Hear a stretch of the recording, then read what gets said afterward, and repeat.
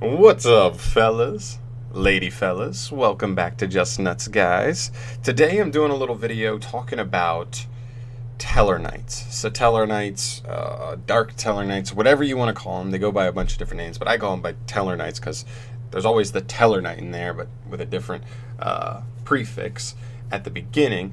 But that's not what's important. What's important is that the deck had its time, its heyday in the forefront of Yu-Gi-Oh, and it's fallen off long since then, and it's now in a place where maybe if you're lucky you can get a top at a regional. Otherwise you're kind of stuck to local type stuff, which is not a problem. I mean, I don't think every deck is made to be competitive forever, and they shouldn't be, but I think this is a really beloved deck, and I think Konami would be beside themselves to not support Tellarknights at some point in the future. And I really believe they will, just because it's such a beloved archetype, and I think it would be a hit. A lot of people would love it. Why not? They've already been going crazy with support for so many different decks that why not? This is such a good option for them to go, whether it's a Link monster or the card I'm about to suggest to you here, because this is a video talking about literally the card design I would want if Tellarknights got one card of support. I think this card could actually put them,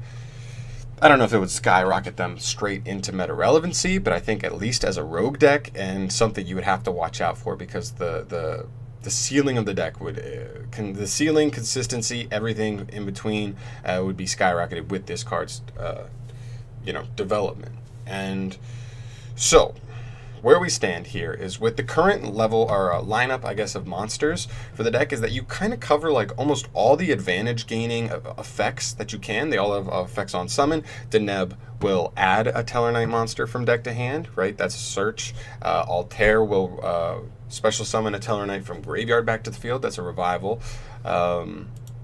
You have Unokul High, who will send one Tellarknight monster from deck to graveyard. So Unokul High dumps, which is not always a direct. The other two are kind of like direct resource gaining, because like the graveyard isn't always an easily accessible resource, but Altair brings it back. Whereas usually when you're looking at card advantage, you consider like the hand and the field your readily available resources. So Altair is kind of like a +1.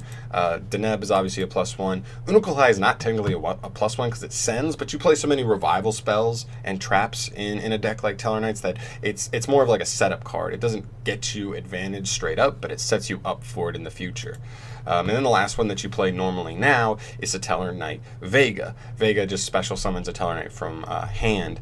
Probably the worst one out of the four, but it comes up in really niche situations. Most people play it at either 1 or 2 while playing the others at 3, because you want to see the others as soon as possible. Not always Vega, but Vega does raise the ceiling if you see it in hand with another good starter one, and also it works with specific combos. Getting an extra monster on board can be really nice. So the card that they're missing is that they cover the 4 main bases. Those are like 4 of the 5 main bases. The one they're missing, though, is the most powerful one. I understand why they didn't make this card back in the day, but the card I'm looking at, and I don't really have a design for, but I'll just tell you, is essentially another level 4 Tellarknight. Obviously, the stats can be anywhere in the teens. Honestly, it could be 1,000, 1,000. It doesn't really matter, because the effect is what matters the most. And then because its effect would be so strong, they could make it 1,000, 1,000. But I'd like to see something, decently, 1,700, 1,800. That'd be nice. But essentially what I'm looking for here is a card that says, a Tellarknight that says, if this card is summoned, you can special summon one Tellarknight monster from your deck, except for itself. And then obviously make that a hard once per turn, and maybe put a restriction like, for the rest of the turn, you can only summon Tellarknight monsters. I think that'd be a fair-ish nerf, you know what I mean, to keep you from being able to do crazy link plays, stuff like that. But that's the card I think this deck is missing, because not only is it a phenomenal starter card, but it is a phenomenal mid-game card in terms of just keeping the resources rolling, as well as just increasing the ceiling, because that card essentially is like normal summoning any of these other ones, or like, except you just have another monster with it, right? It's like you could normal summon the Neb and search a card, or you normal summon the new one that I'm describing here, special summon the Neb, and then the Neb searches you. So off of that same one card you opened with, you still got Deneb in a search, but you also have another monster on board. Not to mention, he's a 1 card him with any card in hand goes straight into Battle of Mice, which then gets you into Travers. So going second was always a big problem for this deck because the deck is very slow. It's a slower deck that kind of ramps up its resources as you go. So the longer the duel goes on, usually you're in a better position because your resources just start building and building and building. But this guy helps you get your resources much, much faster. And especially going second with your boss monster like Travers, you literally just... normal summon this monster, special summon probably Deneb, then search a follow-up play for next turn, so probably Altair, and then as long as you have any card in hand to discard that you're okay with discarding, you can go straight into Battle of Mice and then discard a card to go into Travers. And then Travers bounces the whole board. So going second, this is like a one card with any card in hand bounce of the whole board as long as you play through, disruptions and stuff. But that was always a huge problem, was being able to play through boards that your opponent sets up going second. But this helps with that immensely. Another card I want to talk about. Oh, did I put... Okay, there we go. Another card I want to talk about, well, we'll get to that. But for this one right here, it's a Tellarknight Skybridge. And this is a card that never really got a ton of play. Maybe you saw it as a 1 of or a 2 of. But I think if the new card came out, this would be an automatic 3 of, because... The gains were so minimalistic with this card. It was like if you normal summoned like Vega, if you only opened this in Vega, like Vega doesn't do anything unless you have another monster. So let's say you have no other monster in hand, but you normal summon Vega, you use this pretty much special summons any other Tellarknight from deck, and then shuffles the original one you had on the field back into the deck. But you had to have one on field in the first place. So you special summon, like you would normally, like prior, with special summon Deneb, search one, and then shuffle it back in. So you still use 2 cards and ended with 2 cards. So it wasn't really that good. But in this case, it's like phenomenal because it's just a +1 like every single time. Not to mention, if you like normal summon Deneb and your opponent like Ash Blossoms you, then you activate this. You like, well, not in chain, but like you can let it negate, like that's fine. You don't get your search, but then you just special the one that specials from deck, and then special Unical High dumps, and then you probably have a revival trap or spell somewhere to extend from there. So like you literally ended up like probably plussing at least 1. Sometimes you plus even more than that, depends how set up your graveyard is and if you can go into Altair at that point. But this card is so good. It would be like an automatic 3 of if the new card actually came to fruition. Now maybe this card's too powerful. I don't think it'd be too powerful, especially if you give it like the restriction to you're stuck to Tellarknight monsters, period. I think that's a pretty solid nerf. That would probably be good enough. Especially with a boss monster like Travers it just makes going to this guy so much easier, which is like your win condition almost every single duel. We also have a card like Stellar Nova Alpha, which is a really important kind of stun card for the deck that just says when any effect is activated, spell, trap, or monster, you have to send a face-up Tellarknight monster you control to the graveyard to negate the activation, and if you do, destroy that card, and then you get to draw a card afterwards. So what this new monster does, it increases the availability of this card not being like a bad scapegoat, I almost want to call it, where if you use the monster to special summon another monster and you have 2 on board, you feel more comfortable activating Alpha, because if you only have 1 monster on board, you may not, and you didn't open like the right set of traps and support cards to really like